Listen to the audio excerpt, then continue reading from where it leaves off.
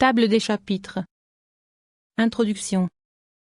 Lettre de l'auteur à son disciple. But de cet ouvrage, premièrement, explication des mots homonymes, métaphoriques et amphibologiques qui se présentent dans les livres prophétiques. Deuxièmement, explication des allégories dont se servent les prophètes. Les hommes sont plus ou moins aptes les uns que les autres à comprendre les mystères divins. Pourquoi ces mystères ont été présentés sous la forme d'allégories. Différentes espèces d'allégories. Recommandation au lecteur de cet ouvrage: il ne suffit pas de saisir l'ensemble de chaque chapitre, mais il faut chercher à se rendre compte de tous les détails et combiner ensemble les différents chapitres pour en comprendre la liaison. Observation préliminaire: les contradictions qu'on rencontre dans certains ouvrages dérivent de cette cause différente. Chapitre 1. Explication des mots hébreux Sélem, image, et Demout, ressemblance. Ce que signifient ces mots de l'écriture: faisons un homme à notre image, selon notre ressemblance. Chapitre 2. État primitif de l'homme. En quoi consistait sa chute? Chapitre 3. Sens des mots tabnit, structure, et tmouna, figure. Ce dernier seul s'applique allégoriquement à Dieu. Chapitre 4. Sens des trois verbes raa, ibi et asa, qui signifient voir, appliqués allégoriquement à la perception intellectuelle et à Dieu. Chapitre 5. Suite de cette explication. Il faut se préparer, par des études préliminaires, à la perception des choses intelligibles, et notamment de Dieu. Perception défectueuse des élus d'entre les fils d'Israël. Exode 24, verset 11, qui n'était pas suffisamment préparé. Chapitre 6. Homonymie des mots Isheiksha, qui signifie homme et femme et qui désigne aussi des choses destinées à se joindre ensemble, allusion à la forme et à la matière. Chapitre 7. Explication du mot Yalad, enfanter, qui s'emploie métaphoriquement dans le sens d'instruire. Chapitre 8. Du mot makom, qui signifie lieu, et qui est prise aussi dans le sens de rang ou degré. Sens de ce mot lorsqu'il est appliqué à Dieu. Chapitre 9. Du mot kissé, trône, ce qu'il faut entendre par trône de Dieu. Chapitre 10. Des verbes yarad, descendre, Allah, monter, appliqués métaphoriquement à Dieu et à l'intelligence humaine. Chapitre 11. Du verbe yashab, être assis, résider, appliqué à Dieu. Chapitre 12. Du verbe koum, être debout, s'élever. Chapitre 13. Du verbe hamad, être debout, se tenir. Chapitre 14. Homonymie du mot Adam, homme. Chapitre 15. Du verbe nasab ou yassab, se tenir debout, être stable. Chapitre 16. Du mot sourd, rocher, employé dans le sens de principe des choses. Chapitre 17. Les sujets de la physique, ou de la science des principes, ont été, aussi bien que ceux de la métaphysique, présentés par des métaphores. Chapitre 18. Des verbes karab, naga et nagash, s'approcher, toucher, exprimant, ou figurer, une union au moyen de la science ou de la perception. Chapitre 19. Du verbe maler, remplir, appliqué à la gloire divine.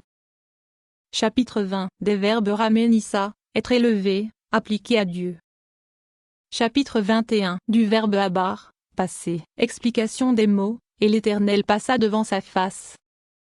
Chapitre 22. Du verbe ba, venir, entrer, appliqué à la manifestation de la majesté ou de la parole divine. Chapitre 23. Des verbes yassa, sortir, et choub, retourner, appliqué à Dieu. Chapitre 24. Du verbe alak, marcher, s'en aller, appliqué à la diffusion de la parole divine ou à la retraite de la providence. Chapitre 25. Du verbe chakan, demeurer, résider, appliqué à la majesté ou à la providence divine. Chapitre 26. Dans quel sens le mouvement a été attribué à Dieu. Chapitre 27. Des périphrases employées par Onkelot pour éviter les anthropomorphismes relatifs au mouvement. Chapitre 28. Homonymie du mot régel, pied, explication des mots, et sous ses pieds, il y avait comme un ouvrage de l'éclat du saphir. Chapitre 29. Du verbe assab, s'affliger, s'irriter, explication des mots, et, l'Éternel, était irrité dans son cœur. Chapitre 30. Du verbe akal, manger, appliqué à la nourriture intellectuelle, ou à la science, et à la perception des choses intelligibles. Chapitre 31. Sur la faculté qu'a l'homme de percevoir les choses intelligibles, et sur les limites de cette faculté. Chapitre 32. Comparaison entre la faculté de l'intelligence et celle des sens. L'intelligence, comme les sens, s'émousse par de trop grands efforts. Chapitre 33. Il ne faut pas commencer les études par les hauts mystères de la théologie. Pour le vulgaire, il faut toujours parler par des images, et même les intelligences supérieures ne doivent aborder la métaphysique qu'après des études préparatoires. Chapitre 34. Des 5 causes qui empêchent l'homme d'aborder directement les études métaphysiques. Chapitre 35. Il ne faut pas laisser ignorer, même au vulgaire, que Dieu est incorporel et qu'il est exempt de passion. Chapitre 36. Ce qu'il faut entendre par plaire à Dieu, irriter sa colère, et se taira. Les expressions de colère, d'irritation, de jalousie et d'ennemi de Dieu ne s'emploient que lorsqu'il est question d'idolâtrie. Chapitre 37. Homonymie du mot panion, face, ce qu'il faut entendre par face de Dieu, et notamment par ces mots et l'Éternel paria à Moïse face à face. Chapitre 38. Homonymie du mot aor, dos, ou partie de derrière, ce qu'il faut entendre par les mots, et tu me verras par derrière. Chapitre 39. Homonymie du mot leb, cœur, pensée, volonté, intelligence. Chapitre 40. Homonymie du mot roi, air, vent, esprit, inspiration, volonté. Chapitre 41. Homonymie du mot nefesh, âme vitale et rationnelle, volonté. Chapitre 42. Du mot te, vivant, vie, au figuré, ce mot désigne la science. Chapitre 43. Du mot kanaf, el, ce mot désigne aussi ce qui est voilé ou caché. Chapitre 44. Homonymie du mot aïn, œil, attention ou soin, appliqué à Dieu, il désigne la providence divine. Chapitre 45. Du verbe shama, entendre, écouter, comprendre, appliqué à Dieu, il signifie exaucer ou percevoir. Chapitre 46. Suite de l'explication des mots aïn et shama, et observation générale sur les organes du corps humain, métaphoriquement attribués à Dieu, pour indiquer sa perfection. Chapitre 47. Pourquoi on a attribué à Dieu l'ouïe, la vue et l'odorat, et non pas le goût ni le toucher, la pensée, et non l'imagination. Chapitre 48. Sur la manière dont Onkelos rend les mots entendre et voir, appliqués à Dieu. Chapitre 49. Les anges sont de pures intelligences, leur perception et leurs facultés. Chapitre 50. La croyance doit se baser sur la conception, elle ne doit pas être une simple profession de foi, mais une pensée intime. Il faut concevoir Dieu dépouillé de toute espèce d'attributs positifs. Chapitre 51. Nécessité d'écarter de Dieu les attributs, pour ne pas tomber dans des contradictions manifestes. Chapitre 52. Les attributs affirmatifs sont de 5 espèces: définition, partie de définition, qualité, rapport, action. Chapitre 53. Les expressions figurées des prophètes ont donné lieu à croire aux attributs. Il n'y a point d'attribut essentiel de Dieu, et on ne peut lui donner que des attributs d'action. Chapitre 54. Explication de quelques passages du Pentateuque, où il est parlé, d'une manière allégorique, de la perception de l'essence divine et des attributs de Dieu. C'est par allégorie qu'on lui donne certains attributs empruntés aux actions qui, chez les hommes, émanent des affections de l'âme.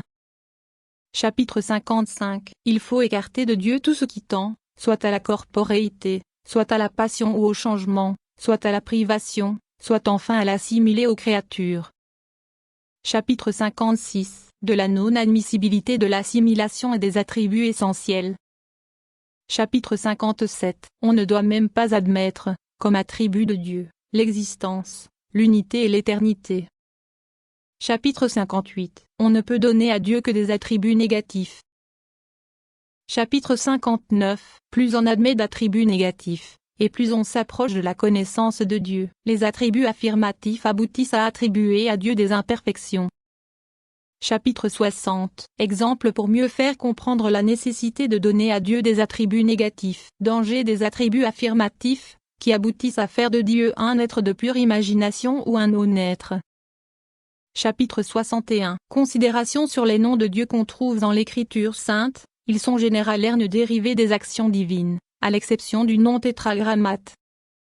Chapitre 62. Du nom tétragrammate en particulier, et de 2 autres noms dont parle le Talmud, et qui sont composés, l'un de 12 lettres, l'autre de 42 lettres.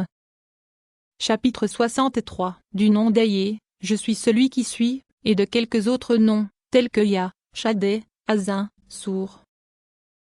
Chapitre 64. Du sens des mots Shem, nom, et Kabod, gloire. Chapitre 65. Ce qu'il faut entendre par la parole, attribuée à Dieu. Chapitre 66. Ce qu'il faut entendre par l'écriture, attribuée à Dieu. Chapitre 67. Ce qu'il faut entendre par le repos, attribué à Dieu. Chapitre 68. Explication de cette proposition des philosophes qui dit que Dieu est l'intellect, l'intelligent et l'intelligible. Chapitre 69. Dans quel sens les philosophes appellent Dieu la cause première? Chapitre 70. Explication du verbe rakab, chevaucher sur le ciel, appliqué à Dieu, comme premier moteur, ou comme cause motrice et formette de l'univers. Chapitre 71. Sur l'origine du kalam, ou de la théologie rationnelle, chez les musulmans, et sur les emprunts que leur firent les juifs, défaut de ce système, qui nie les lois de la nature et qui est impuissant pour démontrer les 4 dogmes fondamentaux de la religion, savoir l'existence, l'unité et l'incorporalité de Dieu, et la création et ex nihilo. Chapitre 72. Coup d'œil sur l'être ou la nature en général, comparaison entre l'ensemble de l'univers et l'individu humain. Chapitre 73. Les 12 propositions fondamentales du système des motécalmains ou partisans du kalam. Chapitre 74. Les 7 méthodes employées par les motécalmes pour démontrer la création du monde, et subséquemment l'existence de Dieu. Chapitre 75. Les 5 méthodes par lesquelles ils démontrent l'unité de Dieu. Chapitre 76. Les 3 méthodes par lesquelles ils démontrent l'incorporalité de Dieu. Fin de la table des chapitres.